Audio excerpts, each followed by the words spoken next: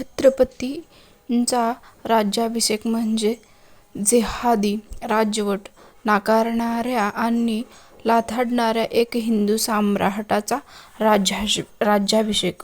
छत्रपतींचा राज्याभिषेक म्हणजेच शतकानुशतके दडपत्या आवाजांना मिळालेल्या सिंहासन समान प्रतिष्ठा.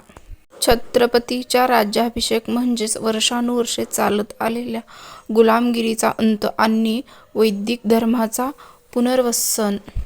छत्रपतींचा राज्याभिषेक म्हणजेच मावळ्यांच्या कणाकणातून पेटलेलं स्वराज्याचं स्वप्न जे शिवरायांनी इतिहासाच्या आकाशातून सूर्यासारखं कोरलं.